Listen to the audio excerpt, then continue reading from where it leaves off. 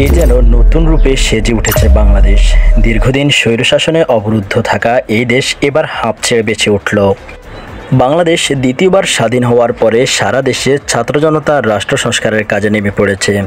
শ্রাবণেই এই জাতির কাছে বসন্ত নেমে এসেছে। দেয়ালে দেয়ালে শোভা পেয়েছে হরেক রকমের গ্রাফিতি।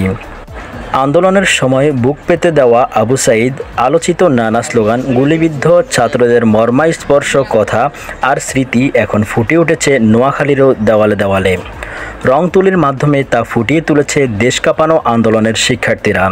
তারই ধারাবাহিকতার আলোকে নোয়াখালীর বিভিন্ন স্থানে গ্রাফিতি অঙ্কন করছে সাধারণ শিক্ষার্থীরা। বৃহস্পতি ও শুক্রবার নোয়াখালী জেলার সোনাইমুড়ি উপজেলা জয়াগ উচ্চ বিদ্যালয়, জয়াগ রশিদিয়া আলী মাদ্রাসা ওয়ালে গ্রাফিতি অঙ্কন করেন স্কুল ও আলিয়া এবং কওমি মাদ্রাসার শিক্ষার্থীগণ। দেয়ালে শোভা পেয়েছে আবু সাঈদের বুক পেতে থাকা, বাংলাদেশের মানচিত্র, রক্তে উর্জিত বিজয়সহ বিভিন্ন স্লোগান। আকর্ষণীয় বিষয় হলো মনোমুগ্ধকর আরবি গ্রাফিতি যেন সকল সৌন্দর্যকে হার মানিয়েছে।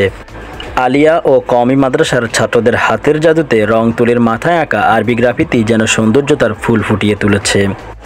তাছাড়াও ছাত্রদের কিছু গ্রাফিতি সকলের মনে যেন প্রশ্নের জোগাড় দিয়েছে। তার মধ্যে অন্যতম আয়নাঘর ও হাওয়া ভবনের চিত্র।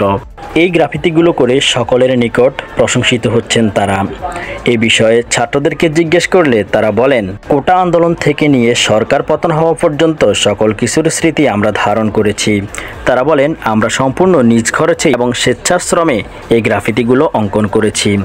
আর মানুষ ব্যস্ত হয়ে গেলে শহীদদের ভুলে যাবে, তাই সবার কাছে ও আগামীর প্রজন্মের কাছে ২৪-এর স্বাধীনতা ও শহীদদের ফুটিয়ে তুলতে আমরা সারা দেশে ক্ষুদ্র প্রয়াস চালাচ্ছি। আশা করি সবাই আমাদের এই গ্রাফিতিগুলো ভালোভাবে নেবেন এবং এই স্বাধীনতার আন্দোলনে যারা শহীদ হয়েছেন তাদের জন্য দোয়া করবেন এবং তাদেরকে সব সময় স্মরণে রাখবেন।